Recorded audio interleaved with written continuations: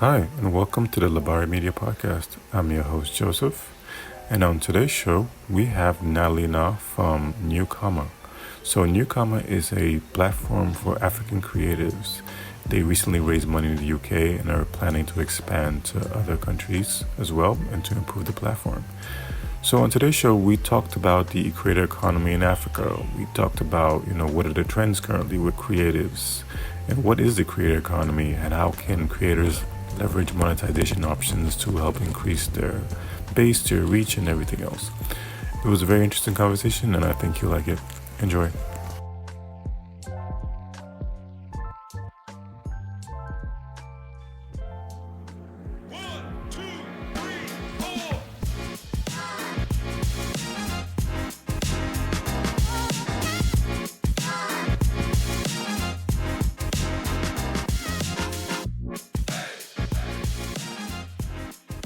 And welcome back. So on today's show, we have Natalie from Newcomer. Hi, Natalie. How you doing?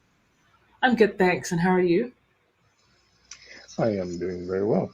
So today I wanted to bring you on to discuss basically want to talk about your company Newcomer and also just to discuss the creator economy in general in Ghana and maybe even across Africa as well. So before we get into the questions, wanted to know more about Newcomer. Can you just give a brief about what Newcomer is?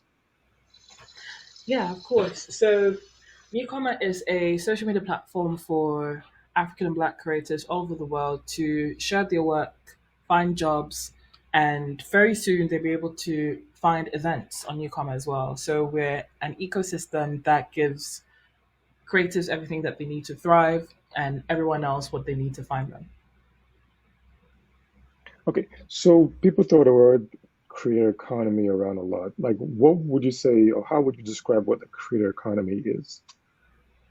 Right. So I guess even before going to the creator economy in itself, I guess it's also worth defining what creativity is in general, because I do find that a lot of creative people don't necessarily see themselves as creative, and for that reason, they end up either missing out on certain opportunities or missing out on certain networks and experiences that they might have had if they did understand the essence of creativity. And for me, creativity is any translation of what lives in your brain to the outside world.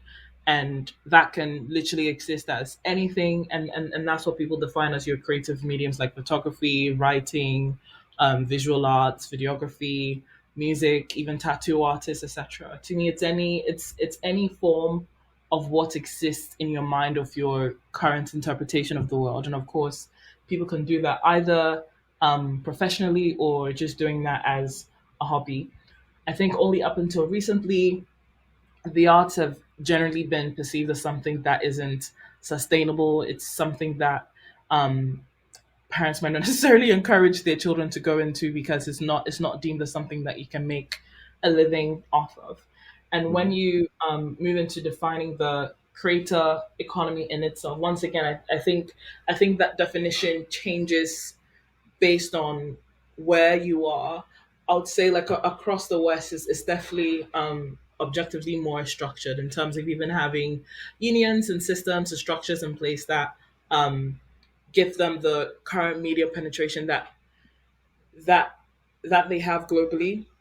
It's not to say that that doesn't exist on the continent, but it's also no secret that we've had to depend on a lot of international institutions to have that same credibility, to have that same extension, to have that same um, economic structure that defines who we are as people, but then also how people interact with us as a result. So for me the creator economy is any translation of your creativity that people find valuable enough to actually have some level of monetization attached to that.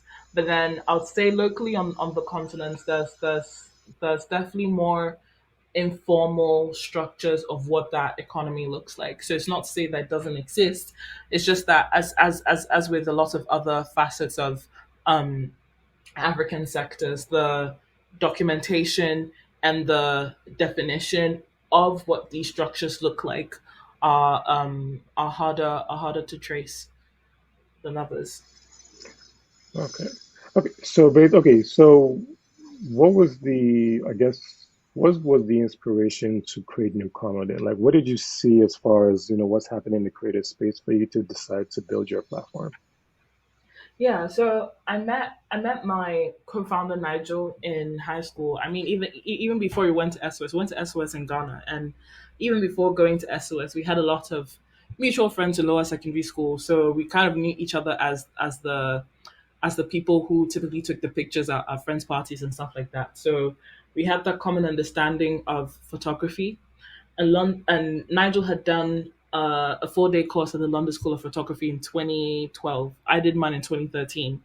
So that was another common reference point for us. And the reason why that course was so impactful was, although it was just 4 days, we had enough materials from that module to share with our classmates in SOS for an entire semester.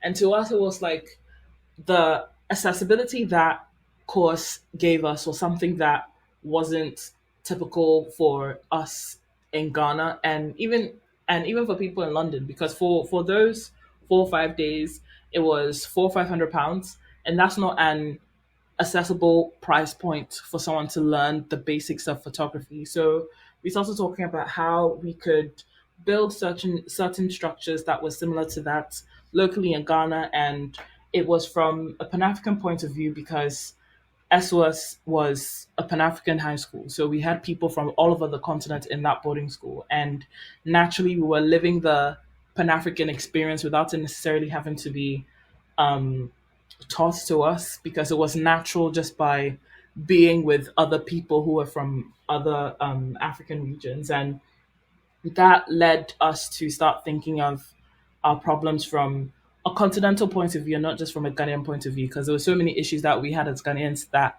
our classmates from other African countries were experiencing as well. So for us, it wasn't necessarily limited to what our Ghanaian experience was. But at the point that we actually started um, looking into what Newcomer actually exists as was in 2017, when we started this documentary for Ghanaian creatives called The Quickest Project. And that was basically just documenting their successes, their challenges, what things look like for them in the future. And by then, we had both moved to the UK for uni, so we had a natural detachment from creators back home in Ghana. So we wanted to keep tabs with other creatives in Ghana who were coming up, but then also in a way that helped us still understand what was going on. And in that first edition, we had people like Benoit Boating, La Meme Gang at their inception. We had Irama from Threaded Tribes on the second edition as well. Busy Dark, who's now a creative director and producer as well. There's so many people, even bishops. There's so many people who are thriving now that we featured in that documentary. And for the first edition of that, the creative direction was basically mocking them up on popular magazine covers like Theta, Complex, Billboard, etc., to show that although they're just starting out in their careers, they don't look out of place in these spaces. And La Meme Gang, for instance, after we mocked them up on a complex cover in 2017, they ended up with a real complex feature in 2020. So it just spoke to the power of manifestation and recognizing talent at that point. And we wanted to expand to the rest of the continent, but our pain point was because we don't live in these other regions, it's hard to know who's upcoming. So Newcomer Mhm. just came up as a platform to aggregate all of African creative talent, but then also across the diaspora in a way that makes it easy for everyone else to find us. Cool. Okay, so cool. So you've been featuring some creatives on your platform and everything. What would you say is some of the biggest problems that creators currently have? Is it only a monetization problem, or are there other issues that they're facing? I think even before like looking at the wider economic impact of like the creator economies, it's even stuff like knowing that one can be creative in the first place, right? Or one can assume a particular creative role. I'll use myself as an example. Before I started working within an agency context in 2018. I was freelancing in design. So what that meant was I'll pick up these design briefs. I end up writing the copy myself, doing everything myself, assuming that that's what everything um, graphic designer should do. And then I entered an agency context and realized there are copywriters, there are entire departments dedicated to writing copy. And for me, I'd never thought about that existing until I had that exposure to that separation between the skill sets. So that's just one example. The other is even things like email etiquette, um, knowing how to position yourselves for the right role, knowing how to sustain business relationships with your clients, even just basic people management. There's a lot of layers that obviously exist outside of Africa, but I think we tend to get the short end of the stick in everything else based on like several other factors.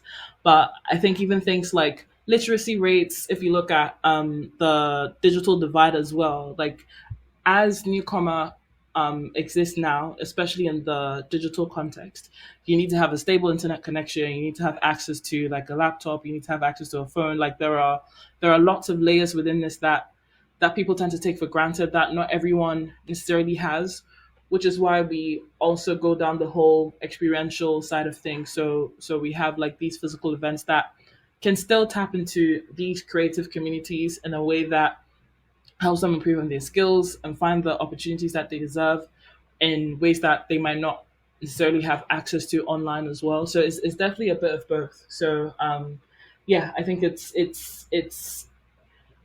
the know-how, it's the training, it's the monetization, but then it's also the worldwide perception of Africa in general that ends up knocking onto the creative scene as well, because we haven't necessarily been positioned as a very strong continent. And it's definitely the same for our creator economy. And then even when you look at the nuances between the diaspora and those who live locally on the continent, I think it's a nuance that a lot of people conveniently glance over, because you have a lot of traction coming to, or you have a lot of traffic coming to the continent based on the sudden realization that Africans actually also have narratives to share.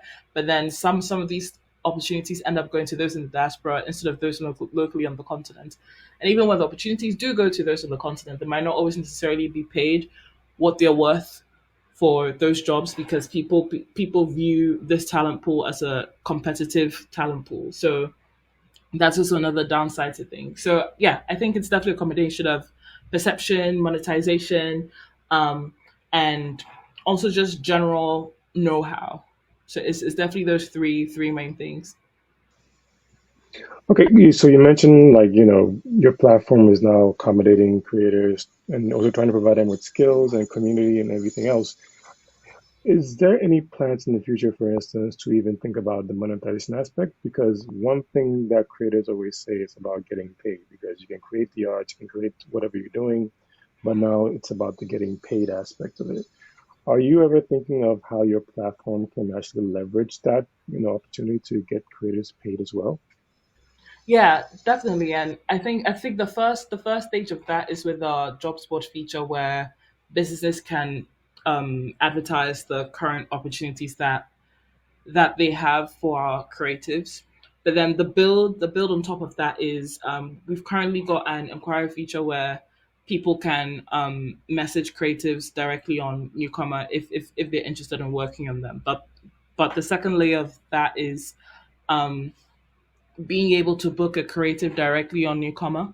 So and then being able to see that process from A to B. So you found XYZ creative on Newcomer, you send all the drafts, all the communications via Newcomer, you get paid via Newcomer, and what that means is the payment would sit in escrow, and which means both parties are protected, and once everything has been signed off, and then the creative is paid. So that's definitely a format that we're adopting. But what we want to try our best to avoid is to jeopardize the pace of Newcomer because of that. I'll definitely say if we're alluding our pace to existing platforms, we're definitely going down a more LinkedIn pace compared to a TikTok, Mm-hmm. Instagram pace. And what I mean by that is Right.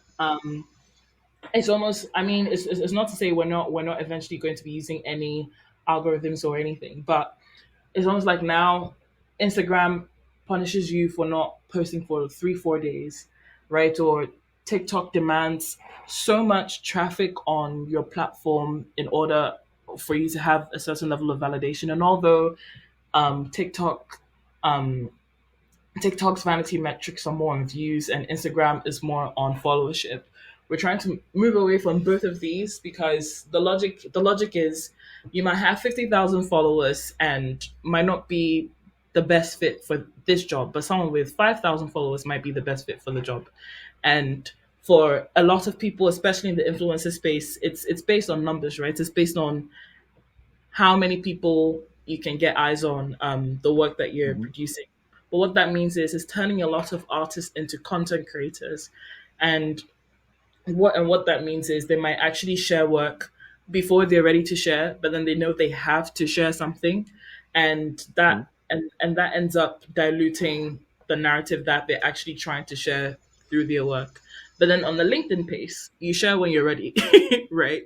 And you share when you think the work is done. You share when you think it's relevant for your audiences to actually know what's happening in your life. So we're trying to find the happy medium between those two paces for our audiences. Yeah, mentioned about, creative works and what they have to share. I wanted to ask you about, this new trend of what's happening with content, especially with, new technology like AI and other things. What do you think that like AI can do for creators or even against creators? Because somebody can easily, use AI to create content and then post it on their page and say this is what I created, but it's actually an AI copy of something. Like, Yeah. where do you look at AI or other technology when it comes to content creation?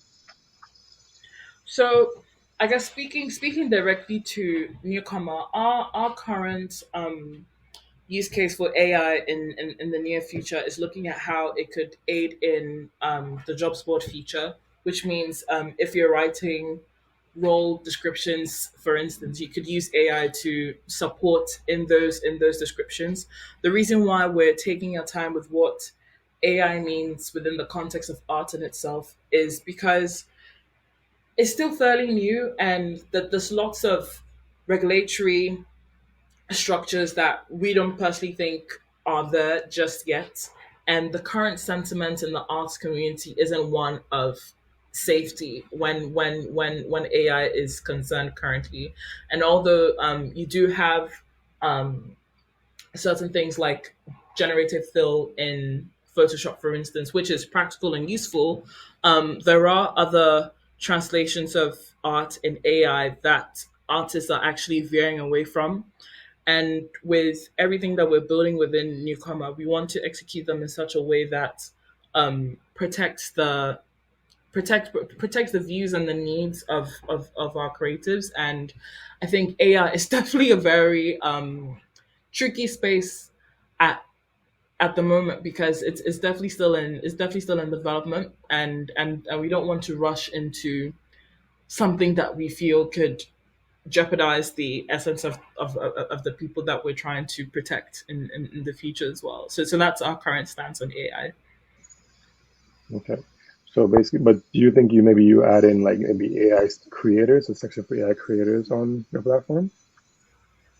Oh yeah, I think from the side of the creatives having autonomy over how they use and apply AI and share that on Newcomer. I think that's slightly different to Newcomer being the provider of those AI tools, especially within our consumer products that directly pertain to creatives. I think from the business lens of things, it can be taken from a more generic point of view, but I would say more so in the actual creation of art and where that data is initially stemmed from to generate said AI. I think that's where the gray area is for us currently. Okay, cool. Okay, so you mentioned before about, nowadays or beforehand, creators like maybe in Ghana and other African places, when you say or tell your parents you want to be a creator, they look at you kind of sideways. But I want to talk about what's the narrative in today's age.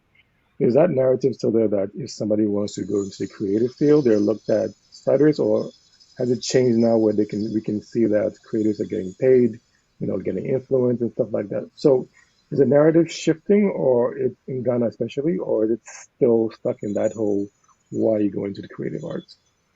Yeah, I think we've definitely made some leaps forward, especially in the last 3 to 4 years. But I would say from a wider societal scale, there's definitely still a lot more to be done because even within the creative industry in itself, there are so many structures that we are yet to put in place for us to say, okay, this is sustainable. This is something that one can um, do for a living from the onset, especially in relation to content creation, because a lot of creative careers now are tied to platforms, right? Because in my head, like I see content creators and someone who works in advertising, for instance, they live in different worlds. They generally intersect in a lot of places and in a lot of contexts. But um, what I mean by that is a content creator who makes all of their living from TikTok means they're essentially employed by TikTok, right? And there are so many things, like even last year, was it this year? I can't remember. That there was a point where the US was threatening to ban TikTok. Yeah. And even last year, for a few months, it might have been 2021, all the years are matching up into one now, when the Nigerian government banned Twitter for months, Hmm. right? And now that we have all of these monetization features on Twitter, if someone was making a living off of their earnings from Twitter and your government has banned the platform, like you've lost your source of income in a day.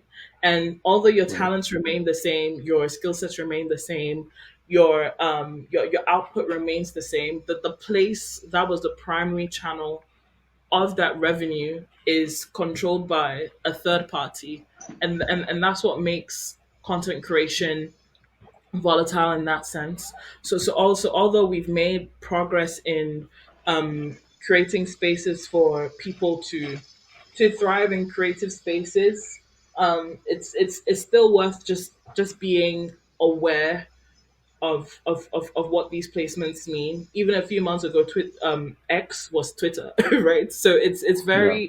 it's very volatile, and I think for us, we're just trying to create a neutral space where, regardless of if your creative work is tied to another third party platform or not, you should still get access to opportunities that give you visibility of your skill sets, but then also gives you an opportunity to make money off of it. So I do kind of understand, like, both ends of the situation, and someone saying, like, look, I know I can make money from this, just give it might take time, but it will work out. And then the other side of people who might be more apprehensive towards the route to creativity. But then our main goal with everything is, if you have decided to move into the creative space, we will do our best to give you what you need to thrive in it.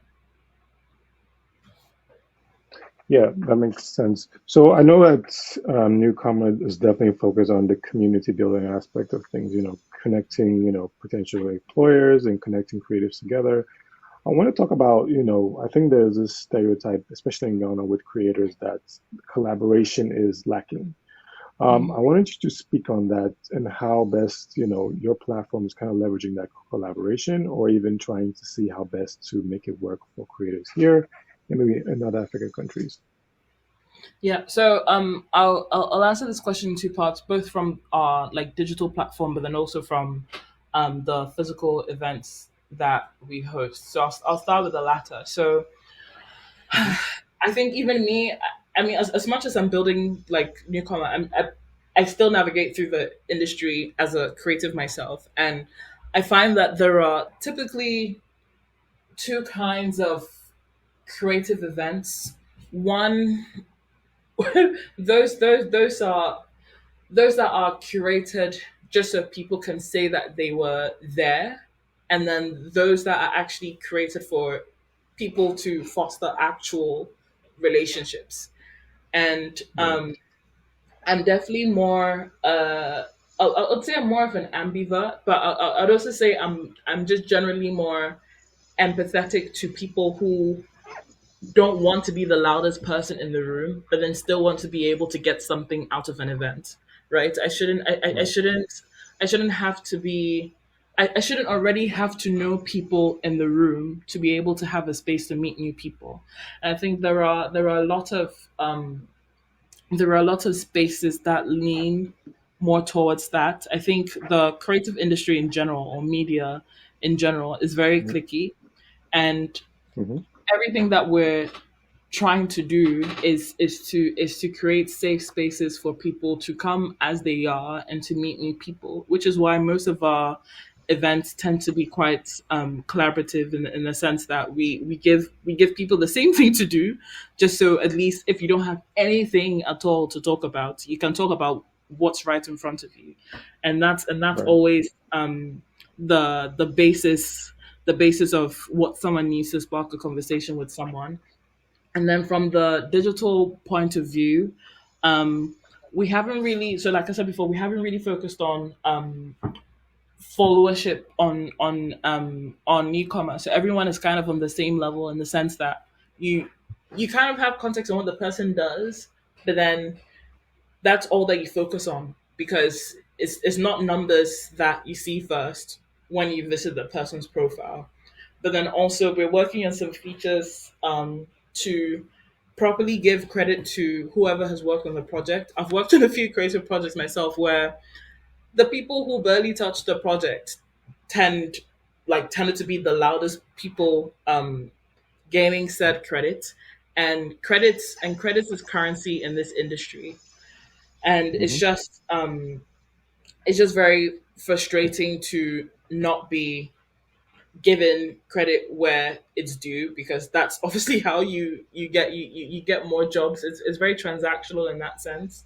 Yeah. And Yeah. I'll definitely say within the context of Ghana, we did a bunch of market research in 2020, and this involved talking to people from all over the continent from a creative context. And the common thing was the same.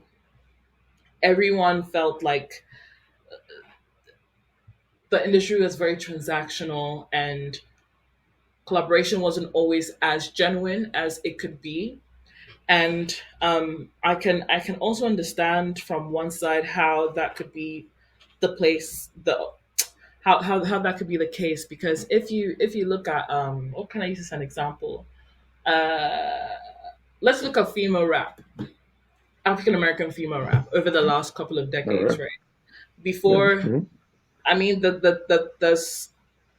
there's al- there's obviously always been more than one female rapper in existence at any given time, but the Mm-hmm. general narrative has always been there can only be one, right? And what that means is everyone is fighting for that one primary spot.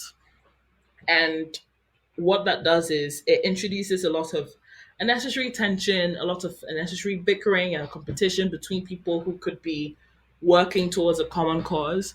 I mean, it's still the case today, but it's definitely a lot more collaborative now. And the reason why it's more collaborative is because the narrative of there can only be one is dying. So they're not necessarily living under that survival instinct as extensively as it was in, say, maybe 99 or 96. So these problems haven't been completely eradicated, but at least it's not operating from the same point of urgency as it was before. And I feel like that example definitely spans across of different skill sets and regions locally on the continent, and even across the diaspora.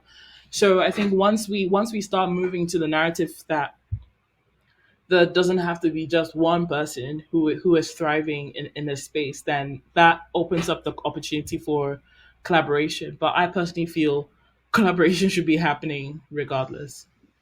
Yeah, yeah, definitely agree on that. So I want to now jump to something that's a little more, I want to say complex, but just talking about policy and regulation.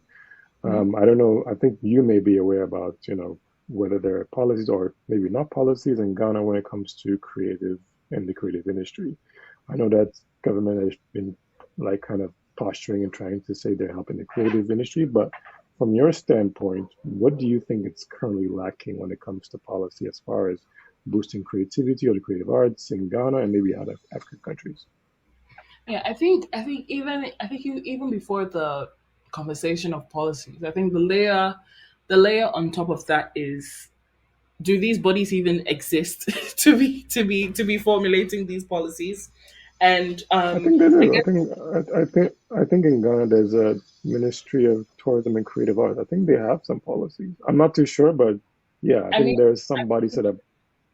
I mean more so from the perspective of, if someone is just starting out in the industry, does the bodies that exist from like a public sector point of view, which would be the bodies that you're referring to, but then there's also the entry level bodies that I think lack the and this is and this I'm not just speaking to Ghana, by the way. I think it's even like here as well. Thus, by here, for those listening, I live in London for context. I think there's a general lack of a pipeline in the creative industry. And what I mean by that is, if someone is saying they want to, I don't know, become a lawyer, for instance, or a doctor, the purely traditional roles, you know, between your A and B, I have to get X degree, I have to pass X exam, I have to I have to be interviewed by X body before I can call myself a doctor or a lawyer. If you apply the same thing to being a DJ, for instance, or a writer, the beauty of the creative community the beauty of the creative community is it's accessible in the sense that you don't have to go through all of those rigid processes to call yourself a DJ or a writer. But the downside of that is you don't necessarily have these supportive bodies for DJing, for instance, that can properly usher you into those spaces. And as a result, if I'm having issues as a DJ, for instance, there's no supporting, or there aren't as many supporting bodies to help me through my case unless I go like directly to a lawyer, which is what I mean by we don't have a lot of extensive bodies behind some of these skill sets, and or at least from like an entry level point of view. And I think I can speak directly to God because it's the one that I'm most familiar with. And although from a governmental point of view, some of these bodies exist, it's quite hard even getting visibility of them for collaboration. There's been so many stories I've seen on Twitter or X, whatever we're calling it these days, where there Yeah. have been there have been clear opportunities for collaboration and intervention from the government, and they just haven't taken those opportunities. It's like when oh, what's his face?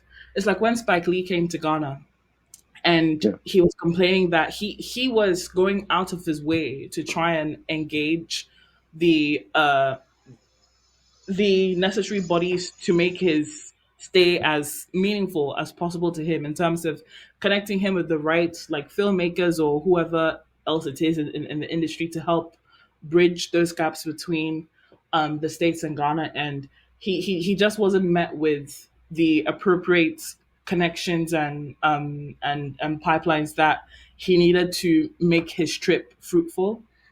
So, well, I guess I've gone off on a tangent, but I think That's all right.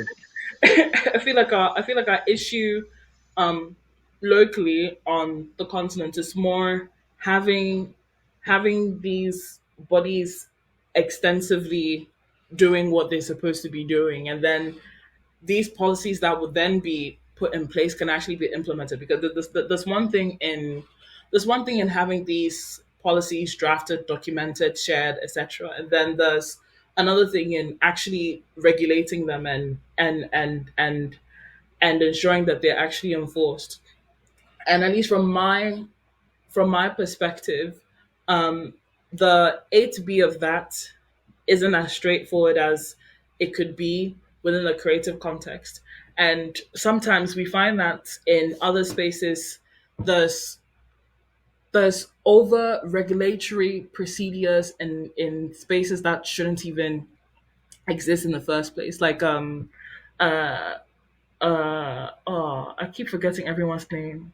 Like Anna, the person who didn't pass the bar because Yeah, her, the exam. yeah, because of her social presence. Like, I mean, it's obviously a debatable topic, so I'm not going to go extensively into that. But then the point I'm trying to say is there are so many layers within that situation that shouldn't be existing in the first place, and the reason why that has managed to get to the level that it is because those legal bodies have a lot of power over the literal lawyers who are being initiated into that space. And you have so much focus on those areas and then next to none in a creative context. So it's like we have both Mhm. issues. People who are being over regulatory and then those who maybe aren't doing as much as they could. So yeah, I think if the more that we formalize the creator economy in Ghana and the rest of the continent, the easier it will be to hold certain people accountable, but the easier it will also be to hold ourselves accountable. And a lot of the things that we're building within Newcomer, we're hoping to have those play a role in formalizing some of these structures. Do you, okay, a quick question. If like maybe a government official reached out to you and says, hey, we want to kind of, create some policy to help with the creative industry, what would be the top three things you say they should focus on? The first thing for, even as you were saying, the primary thing for me is our current curriculum in schools is very STEM focused. And Hmm. and what that means is for instance, even me in high school, although we had a lot of opportunities to explore ourselves creatively and everything, if you weren't thriving in the traditional STEM side of things, it was still perceived that you might be unlucky in life, right? And I feel if I mean we already have arts within the curriculum, but then I think there are more ways of introducing that extensively earlier in people's careers. Like I can't even say careers at this point because they're still in school, but especially in high schools, I think there's definitely ways to introduce more policies that ensure that we are giving as much exposure to young people as possible to the opportunities within the creative within the creative space. The second thing I'd say is policies surrounding what documentation looks like. And what I mean is I know we've definitely invested quite a lot into like tourism in general in Ghana. But a quick example of where I feel we should be doing more of is I think they recently renovated the Kwame Nkrumah Mausoleum, right? Is that what they Yeah. recently Hmm. renovated? Yeah. Yep. So I Yep. think if we have more policies surrounding what the documentation of our culture and history looks like, and even the permissions surrounding how people interact with these venues? Are people able to create content in these spaces? If someone wants to create a documentary on another political figure, who are the people that they need to ensure that they are verifying their information from? Which bodies do they even get this information from, for instance? So I think that's also another space that I think would be interesting to explore: documentation and history. So the first is um, curriculum. The second is documentation and history. The third for me would be on intellectual property. Actually, sorry, there's four. So the third is Good. intellectual property. What does the what does that actually look like within a digital context as well? Because I think it's two different things. Within an academic context, I think it's more straightforward to pull out certain things, but what does that look like in a digital space? Who are the people I go to? Who are the people who can help me understand what these things mean in the first place? And if I need to escalate these issues, who are the parties involved? Like I definitely know that most of these bodies already exist, but I think it's definitely building on how to make those resources accessible to the average creative, because I think that's one thing in these bodies existing and another in them actually working in the same way for everyone, because to do anything in Ghana, it's almost like you have to know someone to get it done in the way that the process already should be for everyone. So that's definitely another thing. And then the last thing is tied to tourism. What what does everything that has happened in the last 4 years look like for creatives moving forward? And how do we regulate these new narratives that are being formed of Ghana and the continent at large? I think there's definitely a lot of conversations. I think it's kind of tied to the second point on documentation and history. How do we regulate the events that we are hosting on an extensive point of view to ensure that we are, one, keeping the people locally on the continent employed. We're paying them what they need to be paid to execute these events, but then also ensuring that we are still bridging the gap between us and the diaspora as well. So I'd say it's those four things for me. Cool. Okay, so we're just about to wrap up, and I got a couple of questions more just to wrap up. So Yeah. you recently announced that you had raised money for a newcomer. So I wanted to know what the future entails for a newcomer, what you got going forward. For instance, what are you using the money for, and what do you look at like the creative economy? Like, what are you trying to do in the next steps or next few months or years? Yeah, so this raise was a pre-seed raise, which is with SFC Capital. Most of this raise is or was to make Nigel and myself full time, and then to extensively build the rest of the app, because up until August of this year, we only had the digital portfolios in the feed live. And with this funding, we've been able to ramp up our resources to actually get our revenue generating features live, which is the jobs board. And then within the next couple of months, we'll have the events ticketing feature as well. And hopefully by the end of the year, we should have at least a V1 of our mobile app live. So that's what this round has been for: getting a full MVP version of Newcomer live, just so we can start working towards a product market fit to just figure out what things look like for. I think there's several pockets for us to explore. What Newcomer means for creatives, what Newcomer means for businesses, what Newcomer means for creatives locally on the continent, and what Newcomer means for people across the diaspora as well. It's also given us the opportunity to produce larger scale events to engage our comic communities within here in London. We've done some events in Accra, we've done some events in Nairobi. We have upcoming events in London, Nairobi, and Cape Town. So now we're able to basically build on what we've already been doing, but in more regions and on a much larger scale and frequency. So that's what this race has been for, primarily. Cool. Okay, well, one last question. So when you were in your career, when you're working at, I think you work at Ogilvy at one time, and then now you work in London at the moment. Did you ever see yourself starting a company like this to try to help creatives, or was it something that just kind of fell into your lap? So actually, that's a good question because within Newcomer, we actually already have in studio services.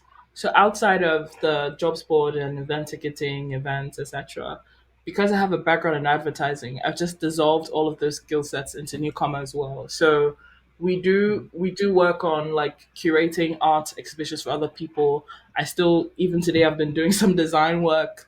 I do a bit of PR, video editing, etc. So I'll definitely say I'm keeping I'm keeping that advertising media side in me through Newcomer. So yeah, I'll definitely put those two skill sets in the same pocket within Newcomer. So Newcomer the digital platform, Newcomer the physical translation with events, etc. And then we've got the actual studio side of things as well. Awesome. Okay, I think with that last question, I think we can leave it for there. Thank you, Natalie. Appreciate you for coming on. Thanks as well. Thanks for having me.